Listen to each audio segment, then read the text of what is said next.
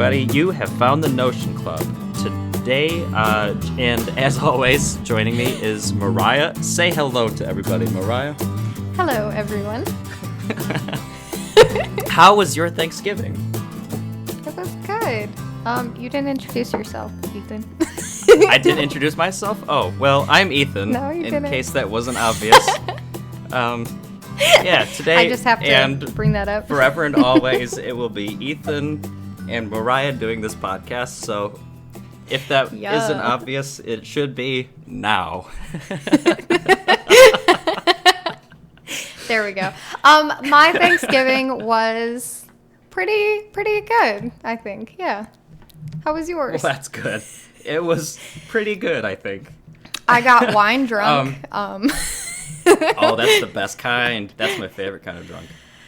I don't know. I struggle with it. Like, tequila drunk is fun because I get to dance and then, like, forget the entire evening the next day. But wine drunk, you remember things and it hurts. Like, I'm 25, guys. Like, wine drunk hurts now. It hurts. Was it a red wine, a white wine?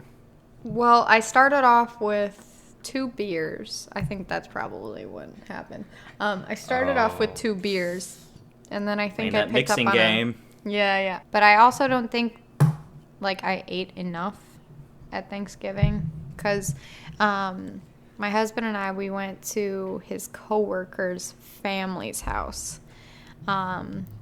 So it was, like, awkward for me at first because, like, I'm very sweaty around new people. So Yes. I think we've discussed this before. Yes, we have. I'm just, bringing it all full circle here, guys. Full circle. So we were going to a new house. I, first of all, have never made key lime pie, and then just the night before decided to make key lime pie because I was like, oh, that's different. For a dessert. So I made pumpkin pie. I know that tastes good because I've made pumpkin pie numerous times in the past. But key lime pie, I tried. And I had already gone to Walmart for my supplies and then got home and realized, I need sweetened condensed milk, not evaporated milk, which is what my cabinet was stocked full of. And so I was like, well, shoot. So I ended up making sweetened condensed milk, which took like an hour. And then I was too impatient to wait for it to cool down fully. I blasted it in the freezer and then just was like, well, I hope this doesn't curdle. I didn't have key limes, so I used regular lime juice. I don't know the difference. Even after I Googled it, I was like, well, key limes come from... I was about to ask you what the difference is. So from what I understand, key limes come from, Florida. I don't know, dude. Well, I okay, forgot. so the Keys is referring to literally the Keys in Florida. I believe so, yeah. Yeah, it's from a particular area in Florida. I guess the difference is key limes, they have a more aromatic scents, and they're sweeter than regular limes. But I don't know, dude. So I used regular lime juice. I made my own sweetened condensed milk. And then I don't have a blender, and my arms are too weak to whisk for a long time, so I put it into my Vitamix. And then realized, wow, this is super soupy. So I added some Cool Whip to it, and So lo and behold, I was sweaty about my desserts that I was making. I was like, I don't know these people. They're probably going to hate this dessert. I hope it tastes good. I also made this brie cranberry bread wrap that I brought along, and I think... Oh, that sounds good. Yeah, so at first, the family was extremely nice. They were very welcoming. It was overall, very well. But I... shut down. I couldn't tell them what I wanted done with the desserts or the brie dish that I brought. So I just let them take it away and didn't say anything about it because I was just Please like me. So the key lime pie kind of melted a little bit because I had it up in the freezer up until the point that we brought it to the house. And then the brie got cold inside the bread. Oh, no. So it was kind of like hardened as you're pulling the brie out. So I was just like, well, you know what? There's beer and there's wine. I'm just going to drink. And so, like, I was so nervous and sweaty. I couldn't fully eat. And then, like, the mashed potatoes, which is, like, my favorite dish out of all Thanksgiving things, like, had lemons in them. And I don't know if you've ever had, like, sour mashed potatoes, but it was weird. And I couldn't That sounds get over awful. it. It was kind of awful. I agree. Mashed potatoes is the best dish in a traditional Thanksgiving meal. Yeah. It's the most disappointing thing to me when I take the first bite of like half the mashed potatoes that ever get made, and it's just overwhelming with taste of sour cream. Yeah, I don't like sour cream. Why would you do that? Like, potatoes are good. Just put butter in there. That's all and that salt you need. and pepper. Ooh. Yes. But sour cream? Yeah. Oh, no. It's so bad. Anyway, yeah, they lemons, they probably had sour cream in there too, but like lemons. I don't know if that's like a southern thing. But it was different. It was different, but everyone was so nice. I didn't need to be as nervous as I was. So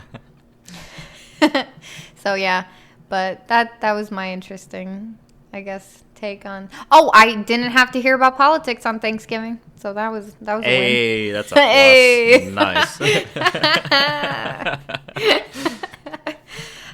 But yeah, tell me about yours. Not nearly as exciting. No. I basically just sat around all day while literally everybody else in the family was cooking. Like, even the boys, my brothers were involved in the cooking too.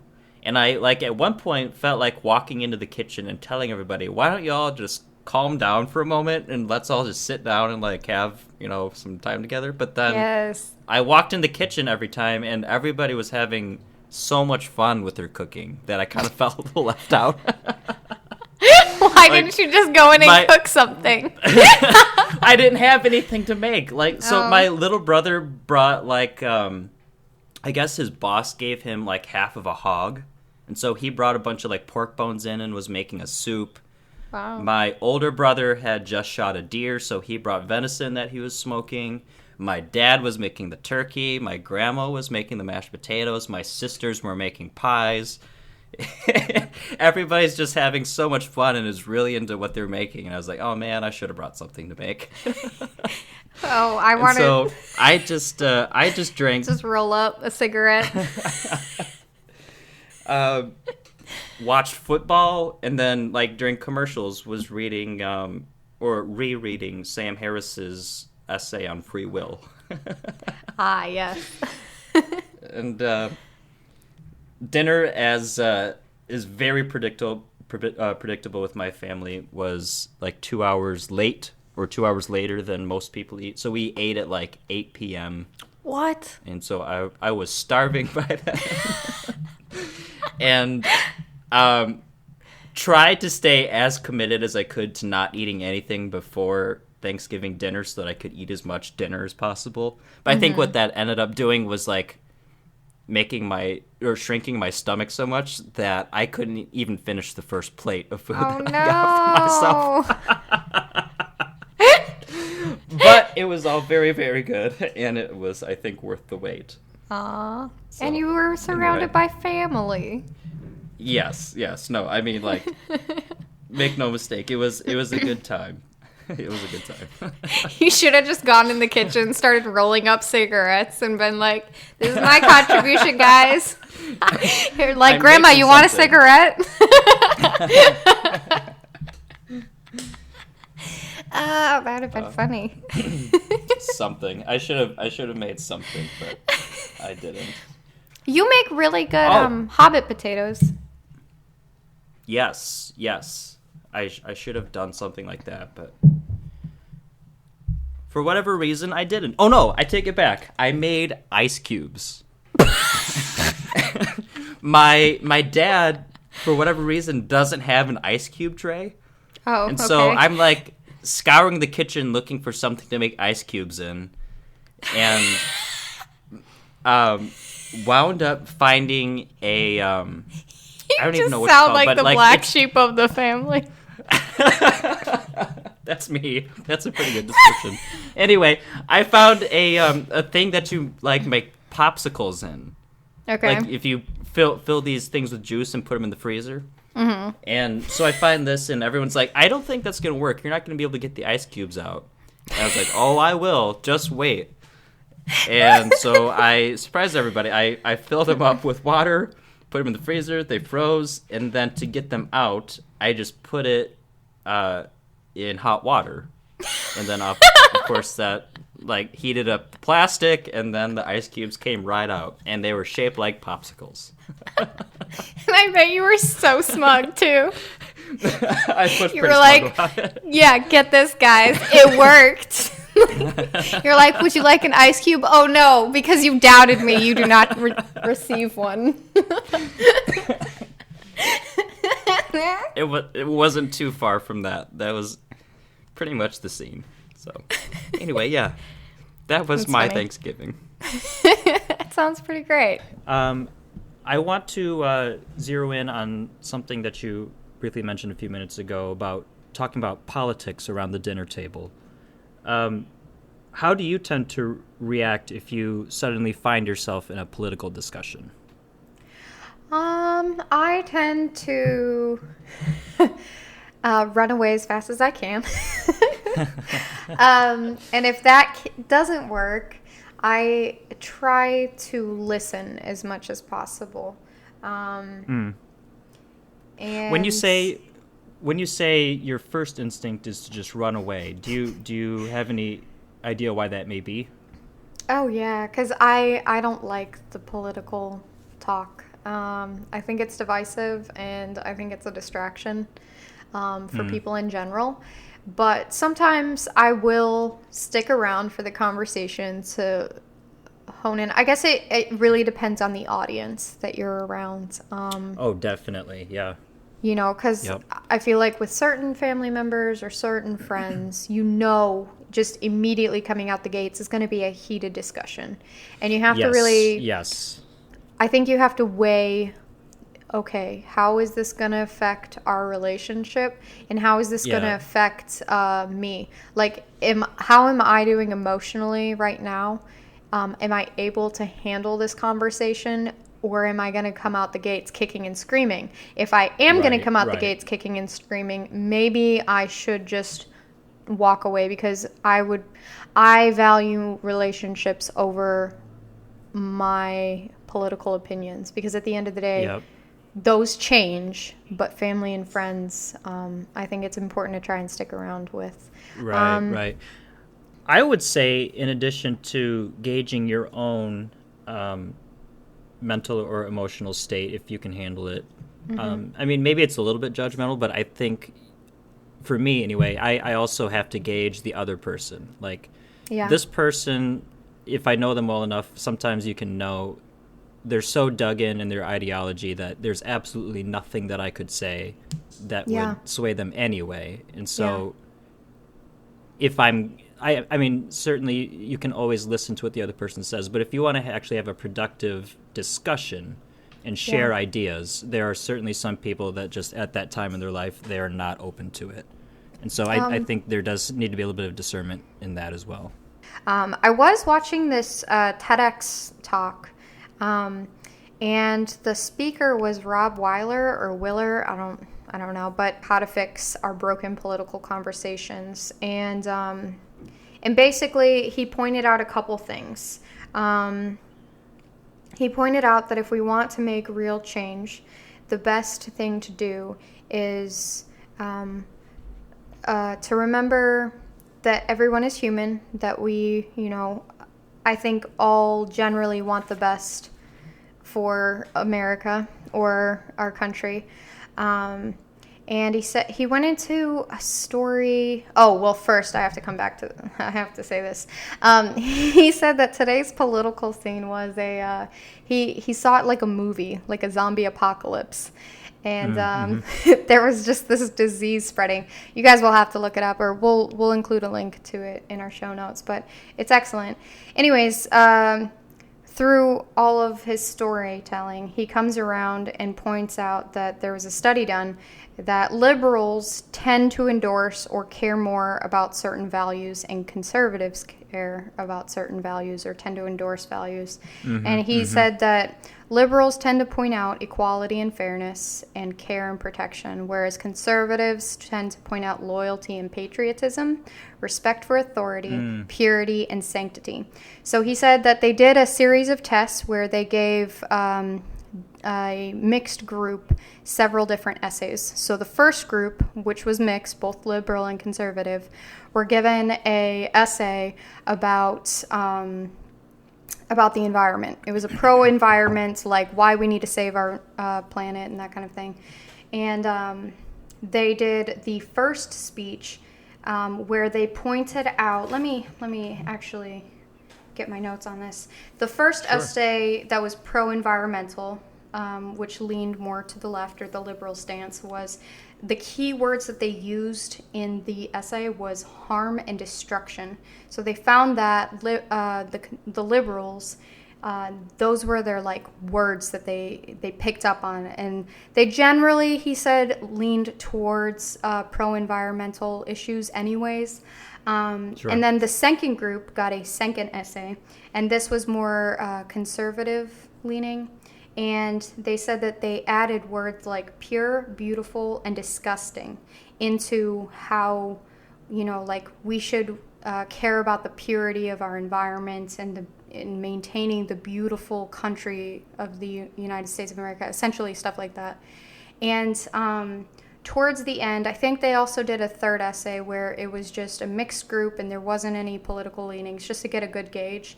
And what they found was that people who, on the conservative side, did not start out pro-environmental, they leaned towards pro-environmental towards the end because of those key words. And so he pointed out that if we do truly want to engage the opposite side or people that don't always agree with us in an unemotional conversation, he said use key words, like use the values that particular party respects and desires, because it's like if you can point out those key things and come to a common ground, you might be able to get a good conversation going, rather than saying like, oh, you just need to believe in pro-life or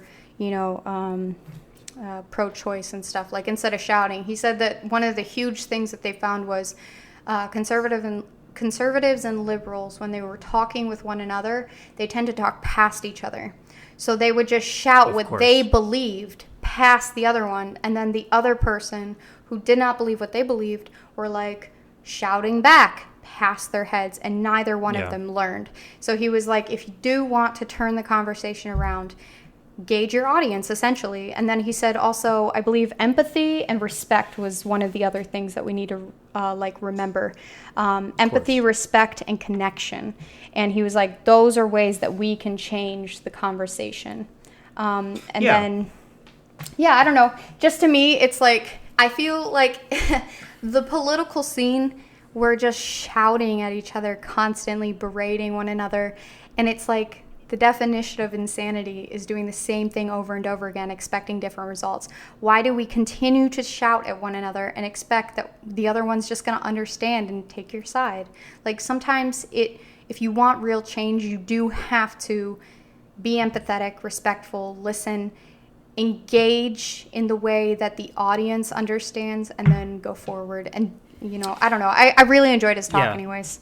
There's a tactic, if you will, that I think is very, very underused, but I've seen it in a couple good debates. Not that, weirdly enough, they're philosophy debates that I was watching, but the moderator of the debate asked the debaters, to try something, and I thought it was fantastic. He called it steel manning, which is, I guess, call it the opposite of straw manning. Straw manning is kind of where if you're trying to describe your opponent's position, when you straw man, you take like something absolutely ridiculous that's kind of true about what they're trying to say, and you blow that up to make it look like that's their main point. Steel manning is just the opposite, where you have to get really intellectually honest and explore the opposition's position and articulate the best you can about why they might feel the way they do. And it even involves presenting their evidence that they might have for what they're suggesting. But basically you pretend that you are on the other side and make the best argument that you can. Yeah. And that right away establishes for both sides, you know exactly what I'm trying to say, and I know that you know what you're trying to say. And so I think establishing that intellectual honesty at the outset, and it definitely cuts down on the shouting past each other. Yeah. If you can establish, I understand what you're saying, here's why what you're saying is not correct. Yeah. But that takes a listening ear and someone that is not emotionally driven in the conversation. It is so rare to see anybody with that ability. Why do you think that is? I think it's because when we argue with one another, we're looking, well, essentially, I think when we talk about what we think and feel, one, we're looking for validation from the other person. And when we do not immediately receive that validation, like look at Instagram, like people are very outraged that the likes are going away on posts. You won't be able to see how many likes you get if you're a large influencer. Oh, is that right? Yeah, so they're starting to test it. Oh, interesting. Which I think is interesting. They're starting to test it, and essentially the larger influencers, they're trying to hide the likes. So you as an influencer can see the likes, but the people that follow you cannot. And the reason that is they're trying to make it less competitive. But anyways, back to what I was saying. I think we're looking for one validation, and we're so used to it within the social media platform now. Like, we adapt extremely quickly. So we found validation on the social media, and obviously when people do not find validation, they tend to argue, I think, on social medias. So one, they're looking for validation, and two, I think, well, let me circle back to validation. By what I'm saying is they're looking for validation because they want the other person to see how smart they are and how much they care and how much they make sense. So when the other person immediately goes no or shuts them down or starts shouting back, they go on the defensive. And I think that's sure. I think that's a part of the problem. I think there could be other reasons out there, but I think that's the best explanation I have. Validation. Yeah. I have a theory. At least one reason, anyway. Okay. I am more and more becoming averse to holding an ideology. I think that that's a very, very slippery slope into buying dogma. To me, the two are kind of almost inseparable. If you adopt an ideology, it's one step shy of saying, I'm on this team, no matter what you say, I'm going to dig my heels in and stand firm. Yeah. Whereas if you are open-minded enough and you say, well, this particular position right now holds the most evidence for me, however, I'm not going to dig my heels in. Show me what you got. Yeah. It's almost like politics is a whole nother form of like religion. Oh yeah, I definitely agree. It's just like, I don't know. Am I even making sense here? Yes. Yeah. I'm following. It's almost like being a fan of a sports team. No matter how bad the team is, if you're a true fan, you're going to stick with them. Yeah. In most cases. Until you're sick of losing, and then you jump ship.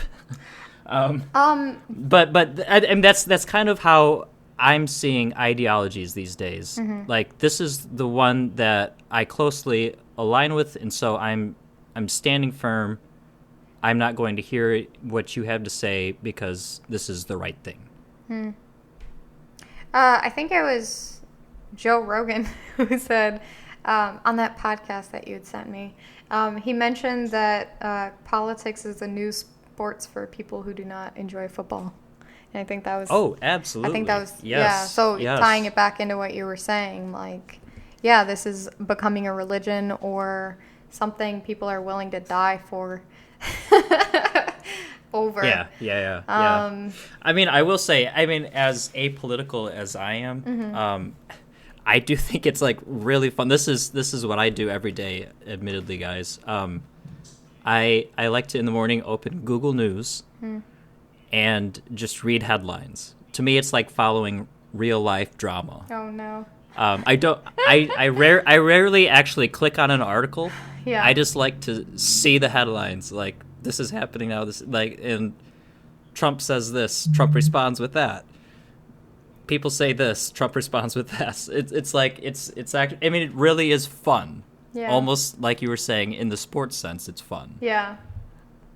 Personally, But just be a casual observer. Yeah. Personally, I tend to steer clear of that because, for me, what I see on the news is just the loudest people. Yeah. No, it's the angriest probably people for the best that you avoid talking. that. Yeah, and it gives me anxiety. Like, I don't know if anyone else feels this way, but I get anxiety from the conflict because I'm like, from traveling the world and meeting people from different backgrounds, I've come to appreciate like different sides, and I don't see that in the media in general. And I feel like most people don't feel as crazy or angered as the news makes it out. Like, I feel like most everyday people are like, they're focused on their jobs, they're focused on, their relationships, they're focused on other things that take precedence over what's happening on the news or in the world. Which, I mean, not necessarily. I'm not advocating for, like, never watch the news or anything. Like, I think it's important to be informed, but don't let it consume you. And for me, I have come from a background where, a lot of things, when something happens, you take it very seriously. So yes. I have to personally, like, make sure there's a margin between me and the news so that I do not get emotionally involved. Personally, this is a personal thing, guys, not for everyone. I'm not advocating for, living under a rock or turning off your phone all the time. But no, I mean, like, at the end of the day, do politics really, really affect everyday life? That's a hard one. I don't know. I mean, maybe this is a bit uninformed of me, but I mean, like, for me personally, it doesn't. Like you said, like, I have a job. I mean, in my spare time, I'm making music or, starting to podcast with you. Yeah. I mean, sure, like, taxes go up and down, whatever, but, like, it's not that much that I need to be spending half of my energy arguing with people about it, Yes. It's just, like you said, it's just blown way out of proportion. That's why I do not allow politics to be a part of my identity or for my spirituality to get mixed up in it.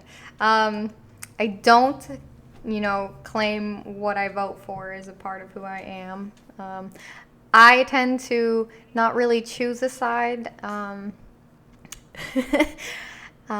I try to be reasonable and look at, what's out there and then vote for who I think is going to represent my my thoughts on a lot of issues, but if I allow it to become my identity, I truly believe that, well, it's going to fuck with me. It's a distraction for humanity. Yeah. I'm not saying don't pay attention to the political scene, but, and to clarify, I do my research if I do plan to vote. I want to kind of zero in on what you just said about it being a distraction. Mm-hmm.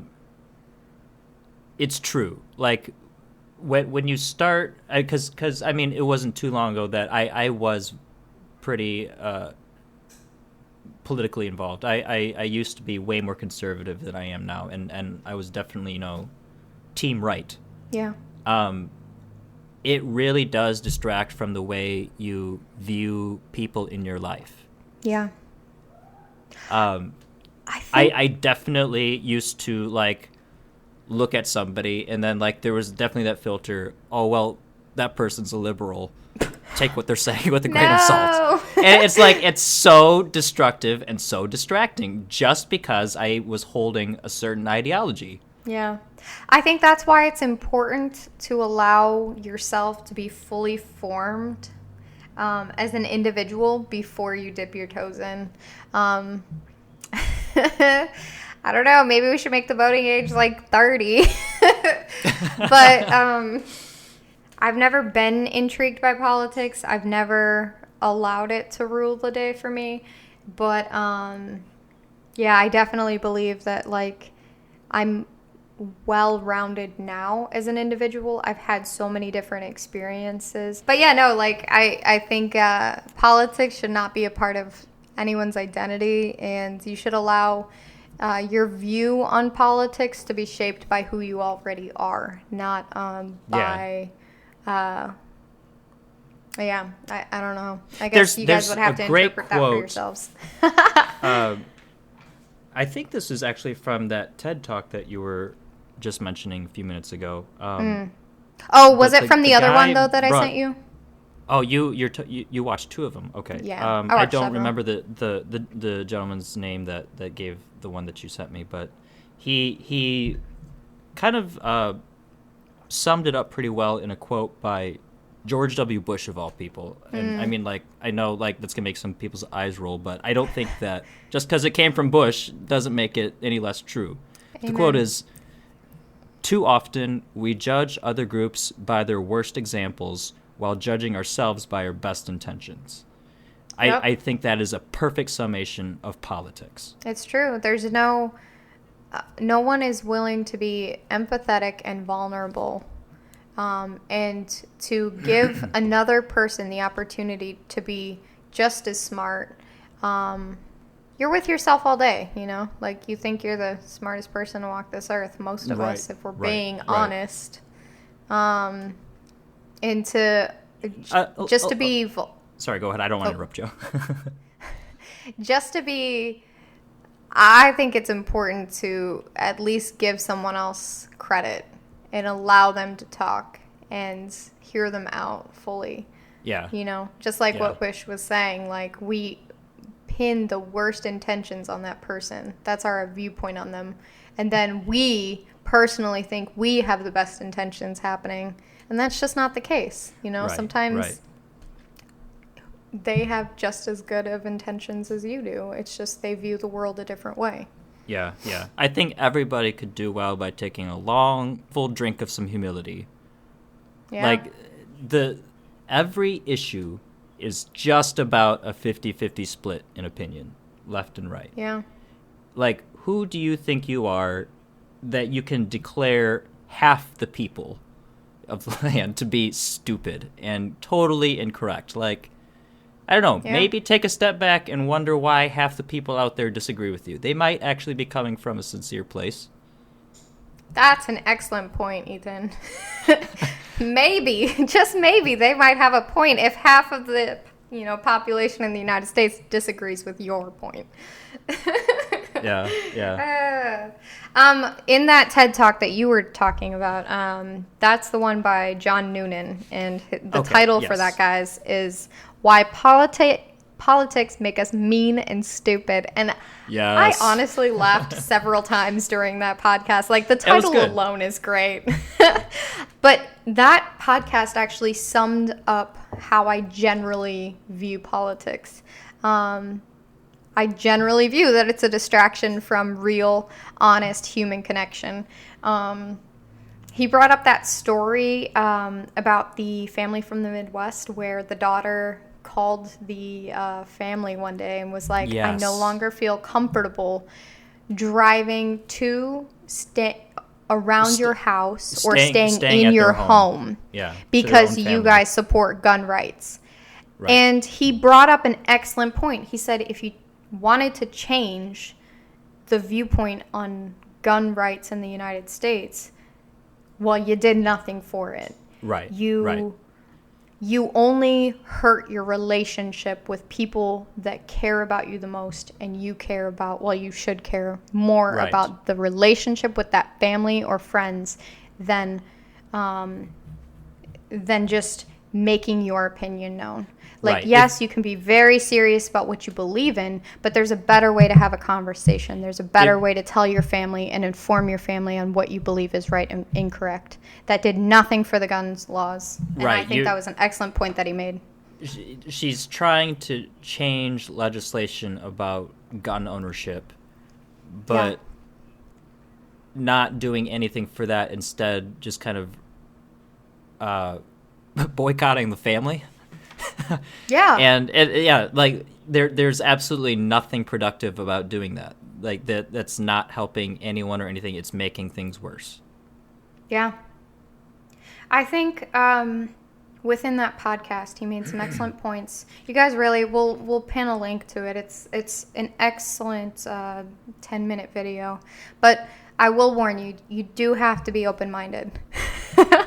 Try to be as unemotional as you can be, but be open-minded. Hear them out. If you disagree, you can fight about it on YouTube, not on our streams or anything, but because I don't want to hear it. But he pointed out to a couple things. Basically, there's no benefit from ripping each other apart, so he came up with some ways to help fix the conversation.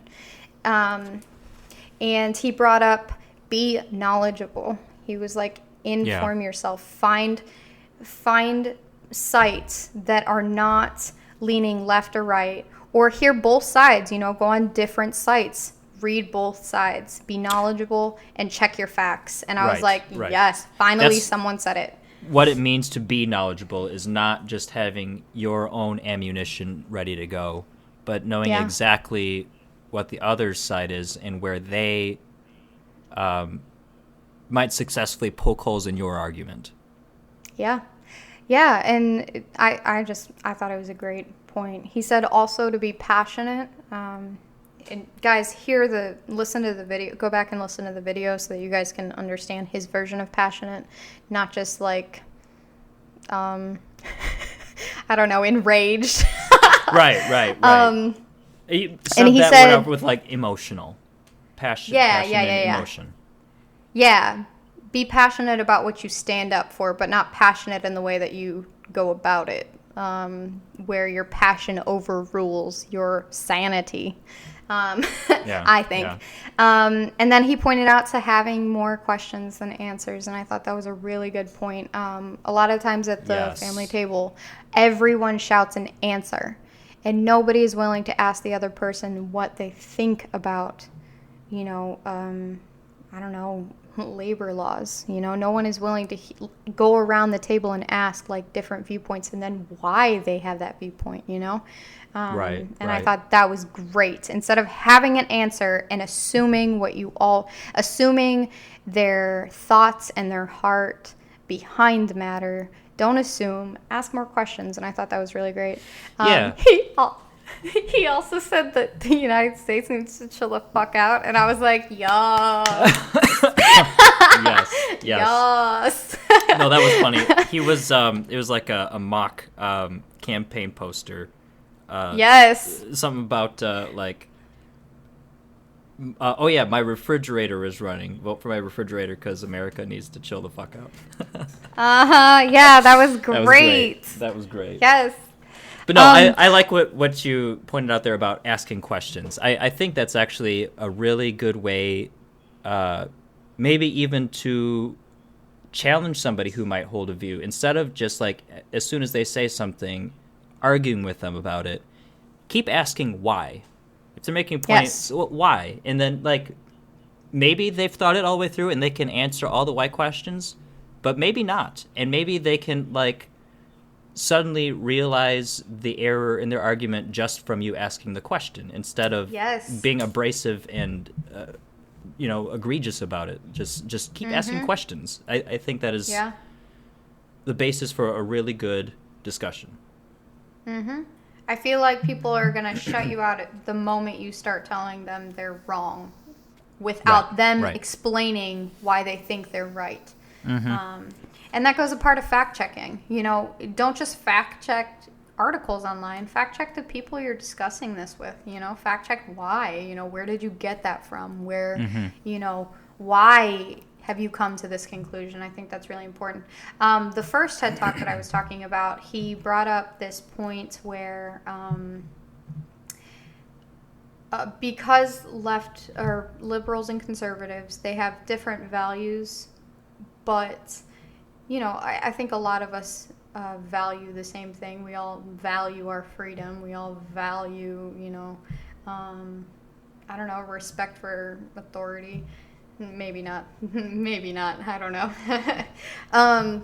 But I think a lot of us have similar values. But he brought up the point that a lot of people, because a lot of people allow it to be a part of their identities, it also is a part of their morals. So when you're yelling at someone, telling them they need to change their political view, you're essentially like telling them they need to change their entire morality. And you need to be careful about doing that because that's going to hurt them, you know. You're only upsetting them. Like telling your uncle, like, you need to think this. You know, he's not going to hear the logic behind your argument. He's going to say, whoa, he's attacking my heart. You know, he's attacking me as an individual. And I think we also need to be aware of that because, you know, for someone like me, if you attack what I say about a politician or something like that, it's not going to hurt me. Like, it's going to blow right off because it's not a part of who I am. But a lot of people aren't like that. So you do have to be aware, you know, on arguing. I don't know. That's personally what I think. Yeah. Take what you will of that. Mariah, have you always been apolitical, or did you kind of lean one way or the other earlier in your life? Can I ask you to explain apolitical, like what it is? Yes, that's probably a worthwhile question here. When I say apolitical, let's see, Google says that it means not interested or involved in politics.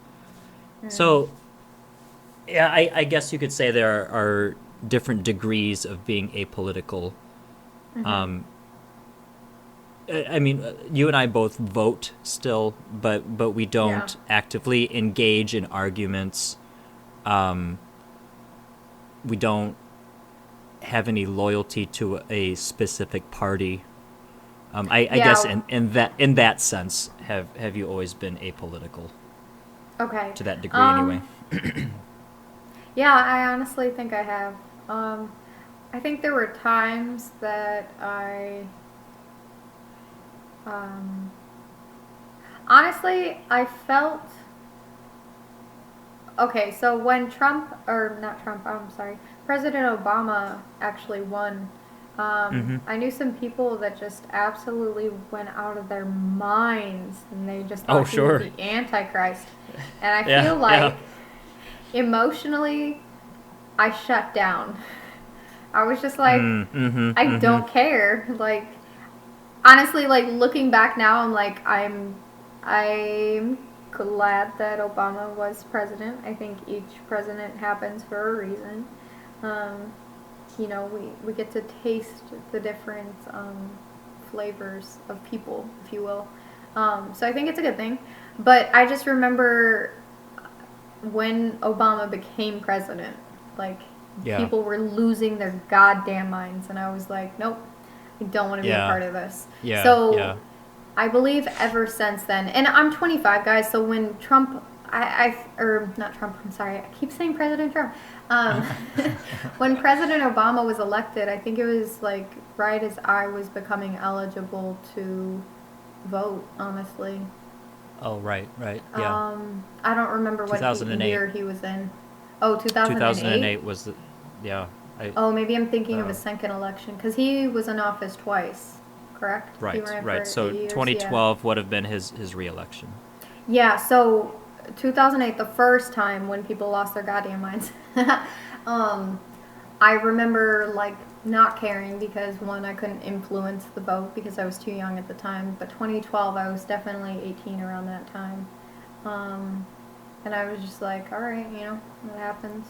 He hasn't ruined the country so far, so... I don't know, I guess I just... That's kind of a perfect illustration of what I was saying earlier about, like, on a real practical level in our personal lives, what did that really do anything? Yeah. I mean, like, in my case, I think the only, like, Obama effect, if you will, that I felt was I got penalized, I think, once or twice for not having health insurance. That's the most that happened to me as a result of President Obama. Yeah. And yeah, it's just crazy that you are absolutely right. People were calling him the Antichrist, just losing their fucking marbles. Like, this guy is going to bring the absolute end. Our ruin the is not. Apocalypse of the world. Nothing happened. Not really, no. I mean, yeah, no.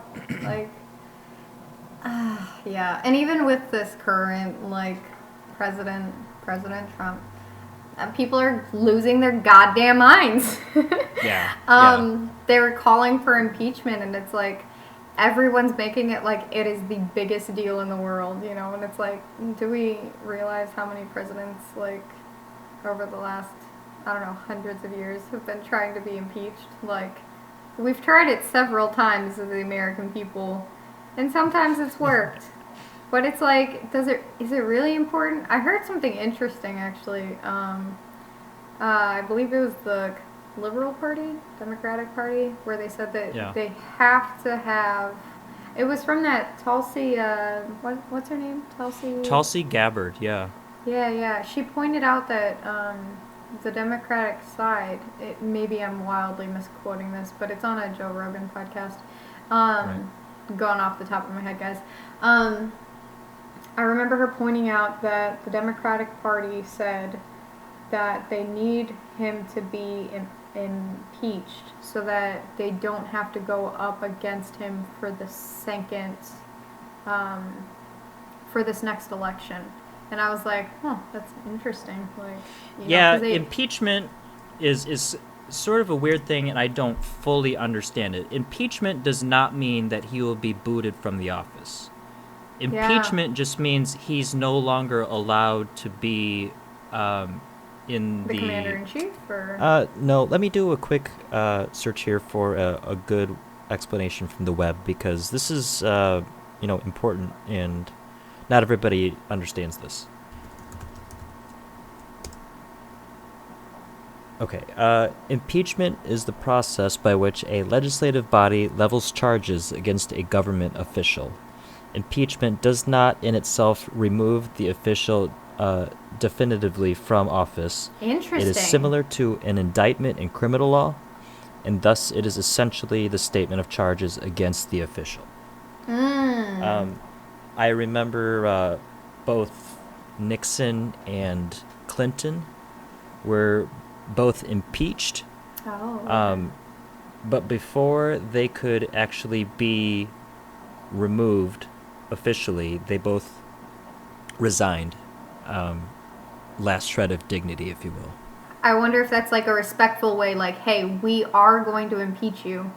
What do you want to do? And then give them the option to respectfully, like, resign before anything else happens. I wonder if that Well, that's kind of, I think, probably what's going to make this Trump thing so interesting, is because this guy is a little bit different from Richard Nixon in that he's not likely to resign. If he gets impeached, he's probably still just going to keep fighting. He just stays in the Oval Office. And that really is something that we have not seen before. And so it could get very, very interesting if he does ultimately wind up getting impeached. Yeah. But really, Trump being president has been just like every other president. I mean... Really, honestly. You know, except Kennedy, because, you know, that was... yeah. I mean, again... Oh, wow, that was dark humor. I'm sorry, guys. Jesus. A little too soon. Save me. Yeah, too soon. Too soon, Mariah. I heard a really, really profound quote. I think it was... I was listening to a podcast, Russell Brand's Under the Skin. He had Neil deGrasse Tyson on. Okay. And Neil deGrasse Tyson quoted Edgar Mitchell, who was the lunar module pilot for Apollo 14. And he was talking about looking at world issues on literally the biggest picture. And he said he kind of had this thought while he was, on the moon looking at our planet. He said, quote, "You develop an instant global consciousness, a people orientation, an intense dissatisfaction with the state of the world, and a compulsion to do something about it. From out there on the moon, international politics looks so petty. You want to grab a politician by the scruff of the neck, drag him 250,000 miles away out, and say, 'Look at that, you son of a bitch.'" End quote. I love that. Yeah. The part that I think ruins it, because, I mean, obviously we need to be able to have discussions about how to properly construct a government and how governments are supposed to behave. We have to have these kind of discussions. Yeah. But politics, I think, get ruined because there are corporate interests involved and corruption. Yeah. So to me, like, or even picking a side too, because right, what we don't ideologies. It's ruining it. To me, the more interesting discussions to have that I think lay pretty much the groundwork for politics, if you will, is philosophy. I think if we can have good philosophical discussions, that lays the groundwork for, okay, this is right, this is wrong, this is moral, this is immoral. Now, how do we allow people, how do we get a government that allows people to live moral lives? Yeah. What's going to help them do that? I think you instantly get a clearer and better picture on what to do. Yeah. We don't need corporations and special interests involved in that. It's like a ground-up building of politics. And, I think to a certain extent that's kind of probably what the founding fathers of the country based everything. It is more of a philosophy about morals and ethics than it was choosing a side. Left versus right. Yep, exactly. Liberalism versus conservative. Like that, I don't think that was even really in their minds. It was or red freedom versus blue. Yeah. Yeah. I don't know. Yeah. I don't know if I articulated that well or not, but no, you did. I'm just like point being much more interested in philosophy discussions rather than political ones. Yeah. Honestly, I watched a video as well to learn about like what political parties were for, and they actually don't have a lot to do with the voter. They have mainly to do with the politicians involved. Political parties are formed for each other, not for us. Another reason why they exist is because they facilitate policy making. A third reason is because a politician's ambition, But what political parties do is they recruit candidates, nominate candidates, get out the vote for us. They facilitate the electoral choice and influence national government. And I think that's really important to come back to as an individual, just to remember, or even learn, because I didn't know that until recently, that political parties are not for us as the voter. They're for the politicians involved. Yes. Yep. Yeah. Yeah, that's something to stop and think about for a second. They're not for us. It's for the politician. Yeah, there's a little bit for us, but that's not why we have political parties. And I think that's really interesting. And, maybe we should learn a little bit more about that before we choose a side, guys. Yeah. I don't know. Not to get too far off topic here, but kind of going back to the philosophers, Mm-hmm. do you think that maybe sometime soon we're going to be forced to turn to philosophers for new government policies with respect to artificial intelligence on its rise? Ooh. It kind of seems to me like professional politicians aren't really qualified to make legislation about artificial intelligence. This is much more of a philosophy question. What do you think about that? I think with the rate that we're going with all of the anger and the madness, it's going to come to a stem and we're going to have to make a choice. I just don't know what that will look like, essentially. Yeah. I guess point I'm trying to make is like I really don't like the idea of Washington bureaucrats deciding what to do with artificial intelligence. That seems like the worst kind of person to make that sort of decision.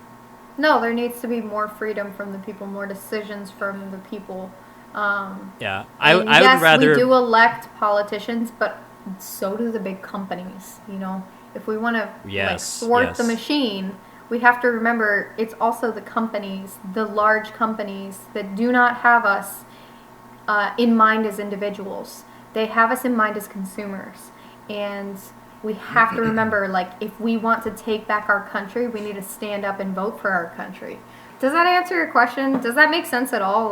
Did I do a good job? I've had a little bit of wine at this point. The point that I think I was trying to make was, to me, we're facing a brand new moral issue.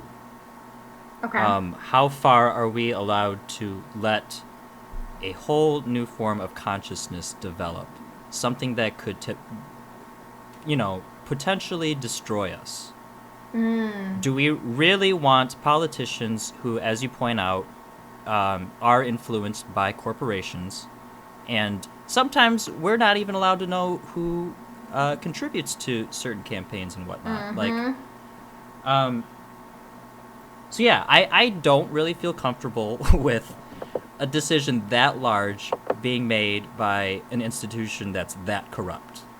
I would like people who, for a living, think about morality, ethics, the future, instead of winning elections, getting better poll numbers. It's like the wrong kind of person to ask. Yeah. That's the problem with political parties and where they've gone, though, is because it's about winning elections and getting the vote. It's not about the individuals that are a part of this nation anymore. And it's not about individual thought or even communities. It's literally about getting the vote, winning the argument, winning the election, that kind of thing. With today's current politicians, I agree. I would not want them looking out for the future of AI and consciousness in general, if you will, because they don't have us. They don't have us in mind. So, right. Yeah. Right. No, I do agree with you. Also, I've been looking at my sound waves as well, and it seems like I'm getting quieter, even though I know I'm getting louder. So I'm a little concerned with you having to edit this later, Ethan. Well, just make sure that microphone's, nice and close to your mouth. It is. It's literally 2 inches from my face. We should be okay then, I think. All right. So, guys, Ethan always edits these podcasts, and I just want to take a moment to recognize him. Like, he's great. I really only have to research and talk, like, literally. But, I also post on Facebook and Instagram.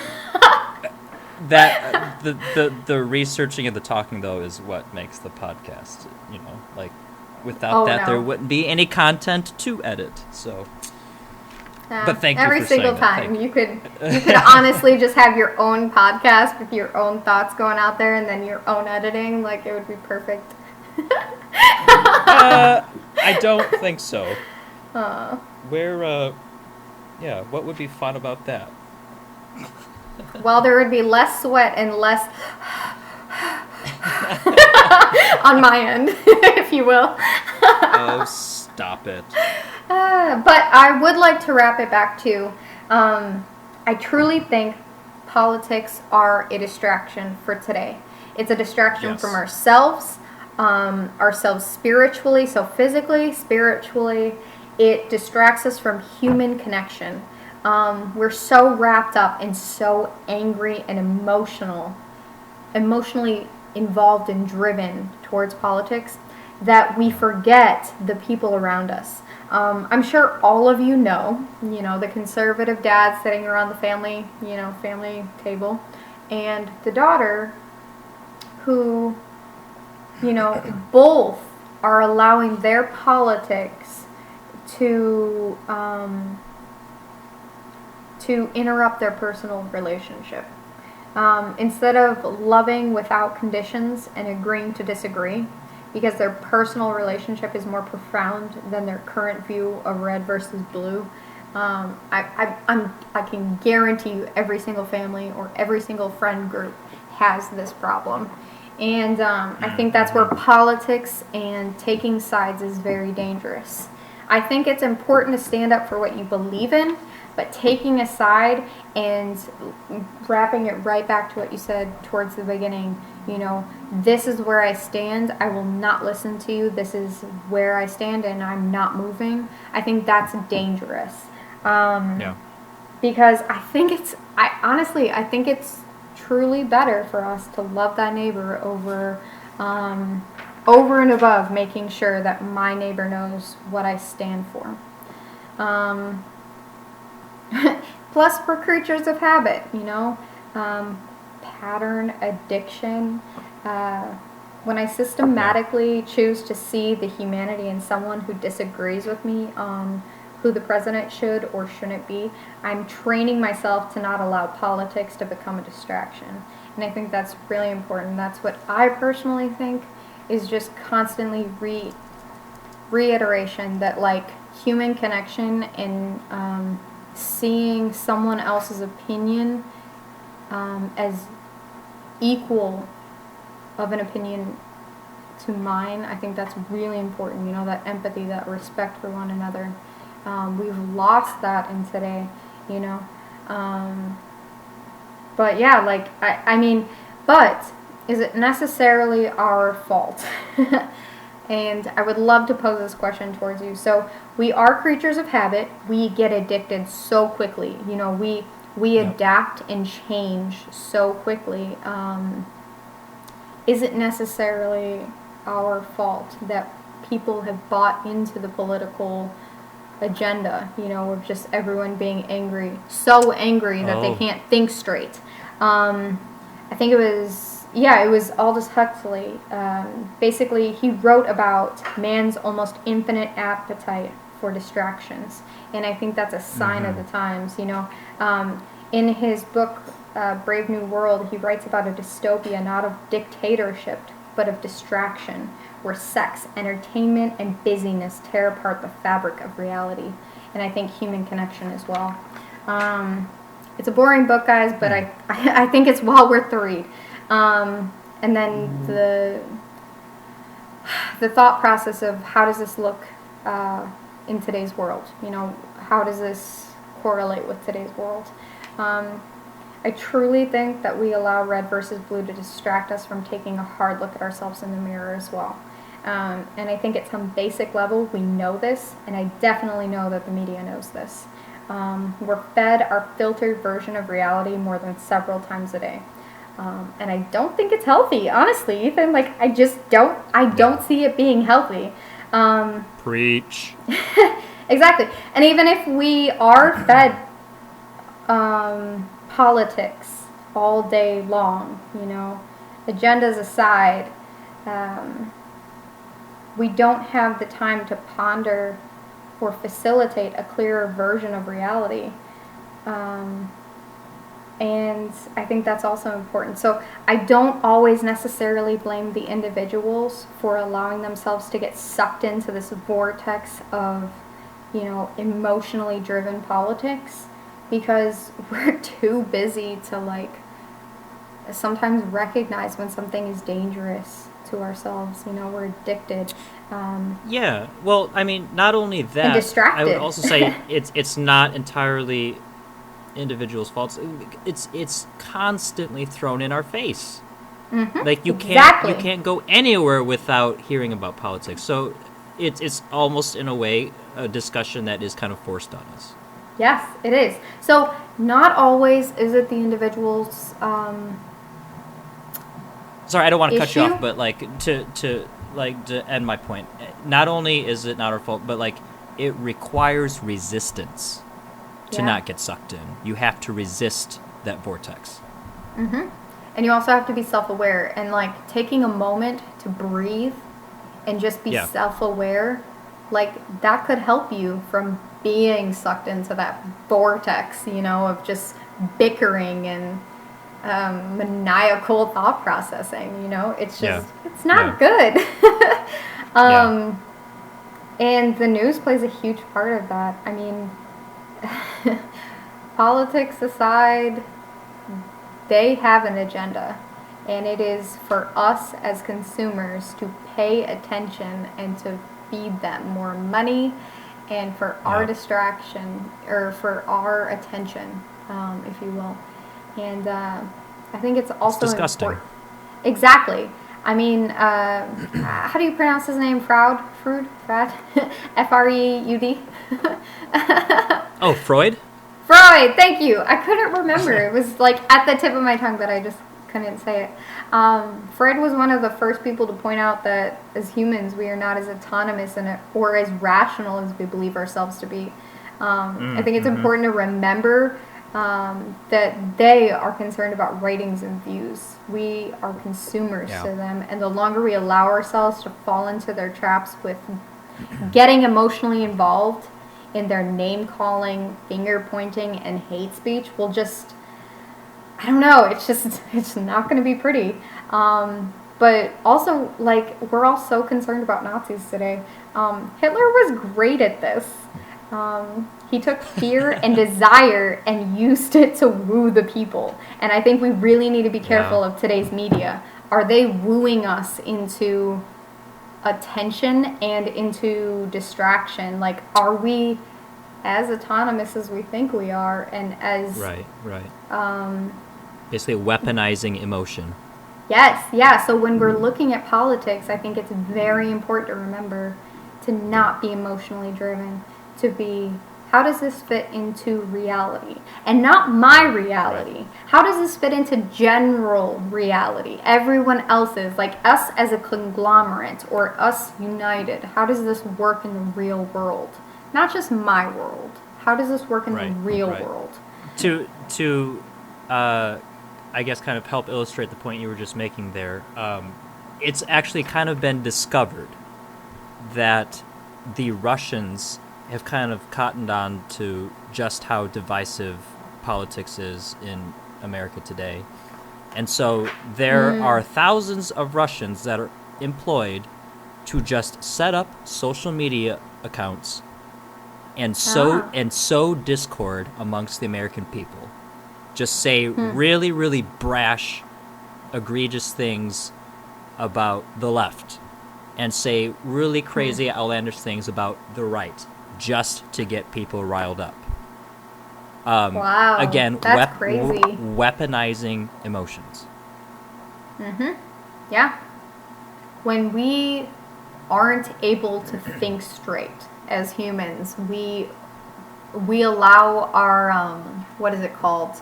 Our primal side to kick in. and lash out. Yeah. We do not employ that side of the brain where rationality and calmness are able to take over. But that's crazy to me. Like, I believe it. Yeah. Well, let me ask you this. Okay.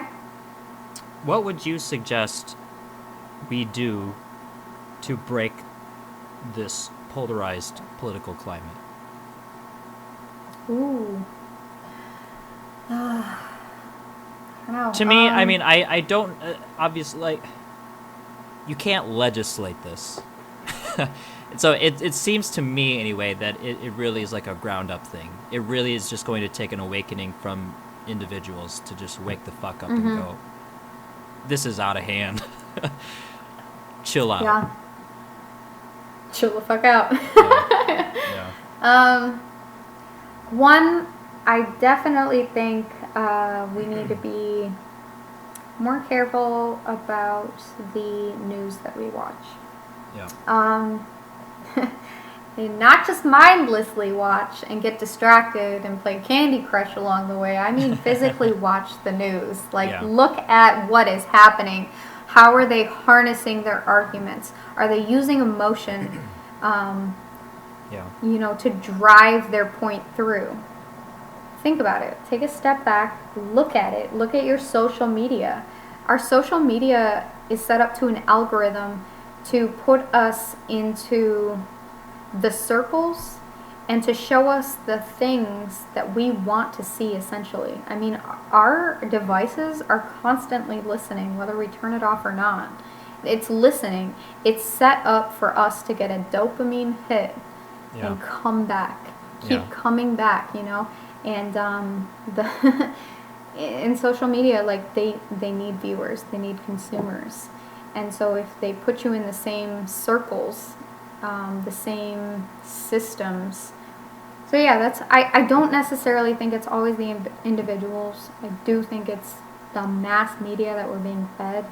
But yeah, that's one thing that we can control. We don't have to let them control us. Yeah. We can turn it off. We can shut it down. I got off of Facebook. I had Twitter for like a year when I was like 18. Shut it down because I saw the toxicity. I'm not above anyone or like, I'm not saying that at all. I just, for me personally, I couldn't deal with it. So I do not have Twitter. I don't have Facebook.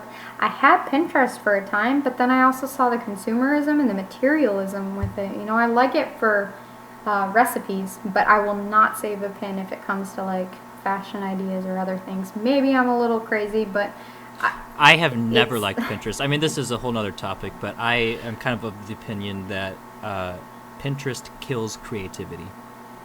Yes. Yeah, it kills creativity and it kills individuality. Yeah.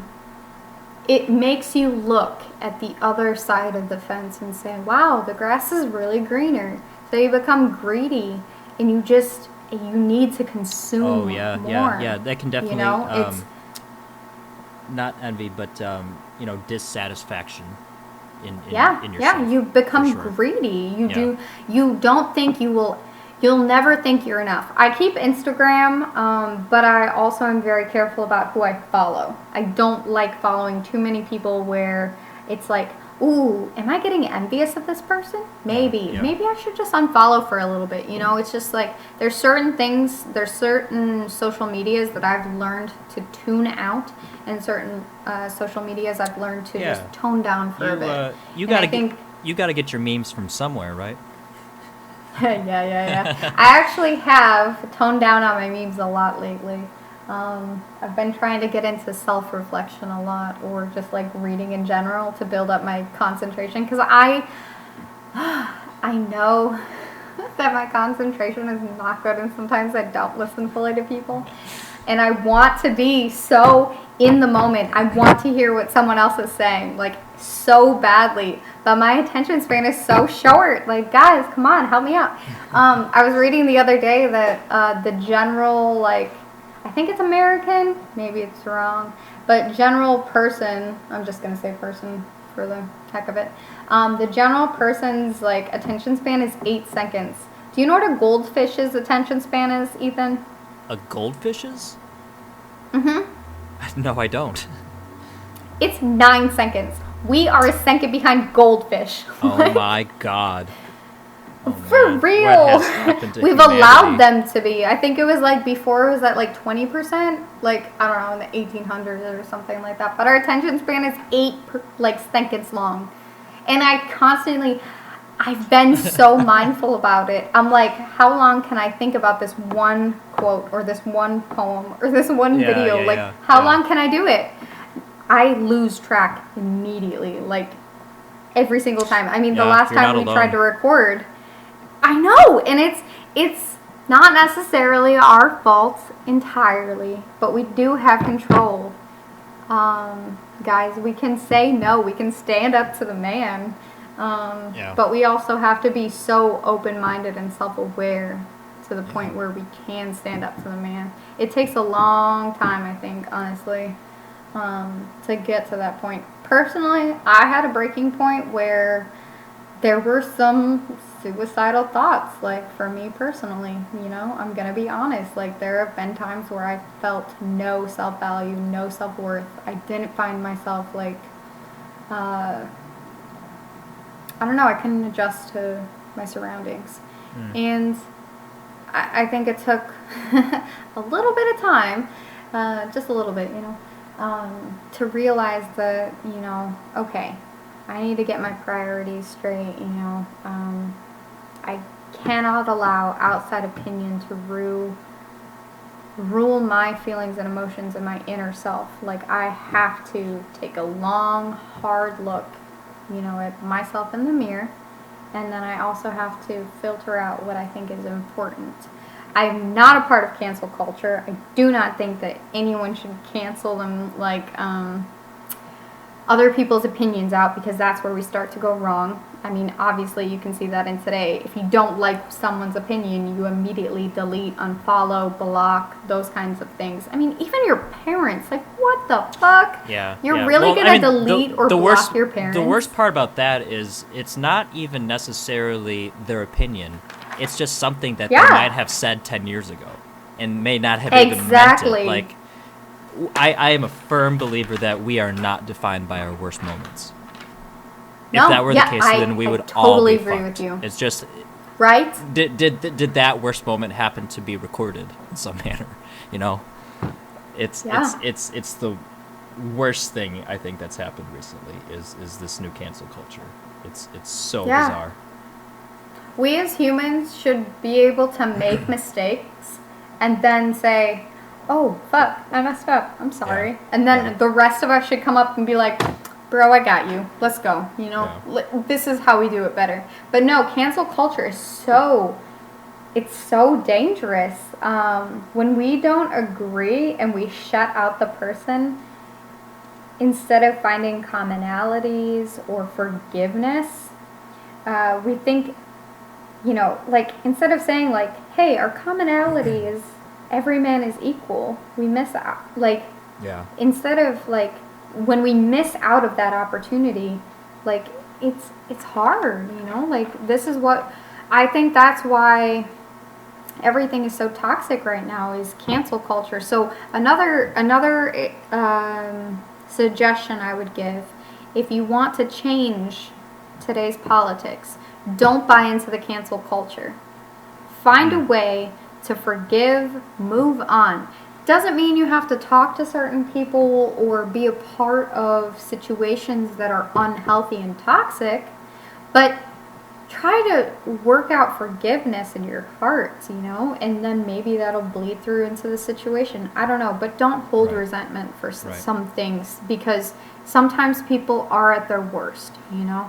They've had a long day, their wife is fucking annoying, their kids, like, honestly, they probably shouldn't have had, you know, like, some days are just really fucking hard, you know, and we have to understand that, you know, like, and we're missing out on that. We see one bad thing or something that we think is toxic, and we're like, oh, cancel, delete, unsubscribe, block.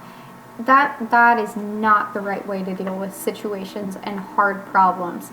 If you love someone, you are going to directly talk to them and say, hey, this doesn't seem right. of course, there's different situations you can go into, and if they don't listen, or they continue hurting you or another person, like, obviously leave. You don't need to be a part of that. But, for someone who says, I stand with Trump, like, and then cancel them out immediately out of your life, like, you're missing out of opportunities to grow and learn or see humanity as it is. You can say, well, why do you stand with Trump? Like, instead of missing out on those important discussions or opportunities, oops. Yeah. Sorry. Yeah. I don't. On the line. Oh. I don't want to cut you off here, but kind of going back to my. I really, really wish that people would focus more on philosophy and learning more about it. Because it seems to me like it's kind of more of an Eastern philosophy that there is value in opposing opinion. It's such a profound idea. I still can't wrap my head around it, and I think about it all the time. But the idea that life in reality relies on balance. You can so easily go too far left, too far right. It's just there is a stopping point for everything. So it's not like I think it's a Western thing. I mean, I'm no expert, but it seems to me like it's a Western idea that there's ideas that are good and ideas that are bad, and they fight each other, and they're opposing. Maybe not. Maybe we actually need left and we need right to find proper balance. It's such a profound idea, and I think most people don't even pause to reflect about it because philosophy is not considered. Why aren't we like focusing on teaching philosophy more? Yeah. There's no emphasis on the need to be well-rounded in different philosophical ideas. And it wasn't really until I discovered Eastern philosophy that I began to understand, there's probably a very good reason why there's a left and a right. Because if there was just right, we would... I mean, I know a lot of people take issue with me on this, but it's generally thought that if you go too far right, you wind up with Nazism. You go too far left, you wind up with communist Russia. You've got to find a middle ground and not be ridiculous in your ideology. Balance. I don't know. I would like urge anybody, like, this is something that we can do as individuals. Learn up on philosophy. Yeah. I think you will see the world differently. The Tao Te Ching specifically, I would highly recommend that read to anybody. It's short, but it's very difficult. So take your time with it. You sent that to me, correct? Yeah. It is a book about balance. And when you... I don't know, for me anyway, when I read it, it just struck me. Like, I was just floored at how profound that book was. I started reading it, and then I stopped. I don't know why I stopped. Ethan. It's hard. I'm going to pick it up, man, though. it is a very hard read. I once tried listening to it, and it was just being read too fast. Like, you really need to just take it, read a sentence, and just think about it, make sure you understand it, and then move on. You can't listen to it. It's just, it's too profound. That's how I felt about the Free Will book from Sam Harris as well, though. Yeah. I think it was like the first 3 chapters that I read. I was like, I am honestly not getting a single thing from this. And then by the end of the book, I was circling back to the beginning chapters because I had finally reached this peak of like, oh, I understand now what he's saying. Sure. Yeah. So then I would go back and I would read the first couple chapters and I was like, whoa, okay, now I understand. But the first chapter is like when I first started the book, I was like, am I dumb? Like, oh my gosh, like, ugh. It's a tough one. Especially, talking about free will. It's such a abstract thing. You're not really dealing with anything concrete here, and so you really, really have to work hard to pay attention and stay on track with every sentence. Otherwise, you're lost. Yeah, it's dense. And be It's very open-minded dense. as well. Yeah. Not just shut down the idea immediately. Open-mindedness and consciousness right now keep coming up as a general subject for discussion and research. And like, I don't know, like, it's going to be a lot. I know we want to discuss consciousness at some point in the future. Yes. It's going to take a little time to prepare tried. for that, but yeah. Yeah, we tried, but it was like, oh my gosh, like, we don't know as much as we think we know. Not easy to talk about. Not easy at all. A lot of fumbling around. It's fun, though. I think it's fun to talk about things, and I really do love that about Notion Club. Like, we can, I mean, sure, like, it's just us right now talking about ideas and stuff, but like, I love that about us, because we're talking about anything and everything under the sun that interests us currently, and we're just having a conversation, you know, like, we may not know everything, but we are at least trying to understand and comprehend a little bit of what, you know, happens within this planet or this universe of ours. It's there seems to be like this movement of trying to shut people down when they have bad ideas, silence them, take away their platforms. But it seems to me like the best way to defeat bad speech is not by suppressing it, but challenge it with better speech. How's that? You know, there you go. If you've got a bad idea, or if somebody's got a bad idea and you're trying to disprove them wrong, just by trying to push them away is just going to make it look like they've got something valuable that people don't want you to see. The better thing to do is to point out and articulate why it's a bad idea. So not less speech, more speech. I think more speech is the answer to bad speech. So, all right. Can I ask you how, in view of what you just said, how do you think an average person can battle speech that they don't agree with without going on the emotional defense or offense? Sure. Well, I think we kind of said at the beginning, a really good way to drill down and see why somebody might think the way they do is just keep asking questions. Why? Why do you have this position? Well, what makes you say that? Where did you get that from? Why are you arriving?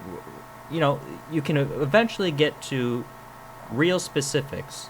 And once you know what those specifics are, you can then go away, get more informed, and then, calmly collect some thoughts and present facts that are better and point to what you think a better solution is. Instead of just immediately putting up walls. You're wrong, you're wrong, you're wrong. Ask questions. I don't know. That seems to me. It's so hard to do, though. It's so easy to just jump on something somebody says, and that's false, that's wrong, that's immoral. It's so hard to just ask questions. I don't know. Maybe because it feels like you might be validating what they're saying by acting interested. When everything inside you screams, you don't agree with them, stop asking questions, tell them they're wrong, you know. It's not easy. Maybe it's because as well people are afraid to get intimate with one another, though. Instead of asking questions, we immediately jump to the defense or offense. Instead of being intimate and vulnerable and like allowing ourselves to go into a place of, well, why? You know, that shows humility to me, anyways. It shows humility, wisdom. It shows a open mind. It shows vulnerability in general. You're willing to go out on a limb and hear that person out and try to understand where they're coming from. It demonstrates that you're not afraid of being wrong. It requires work to actively explore a gray area with somebody who doesn't agree with you on things. But I think that it's work because it requires intellectual honesty to admit that your premise just might not be free of flaws. Every idea is there's no perfect ideas out there. I mean, you can take any example. I don't know, take gun control. If you lean left and maybe want to make guns illegal, you have to admit that is not going to end murder. And if you're being intellectually honest about it, there's plenty of evidence to suggest that murder is still going to be committed. But if you're on the right and you just say, no, all guns need to be allowed, you're ignoring the problem. There clearly is an issue with killing going on.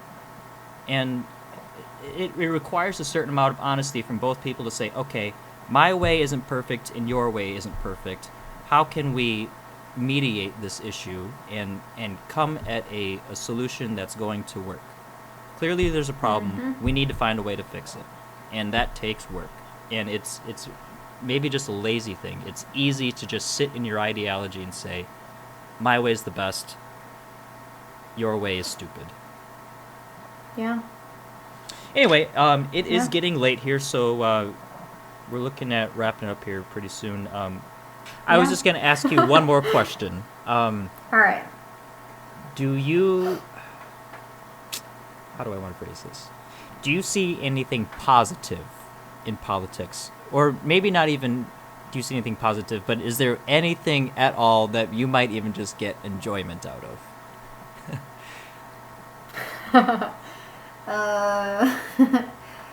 I guess it's interesting to see history repeat itself. Oh, yeah. But yes, that's probably interesting. For sure. The most I've gained from watching the political scene today. Yeah, that's valuable for sure. What about you? Like, what do you find valuable? I asked myself that question last night, and I could only come up with one thing, and that's the protest songs. What? There have been some great pieces of music inspired out of politics. Very like what? Inspired music. Oh, Bob Dylan is the first guy that comes to mind. Okay. Amazing lyrics.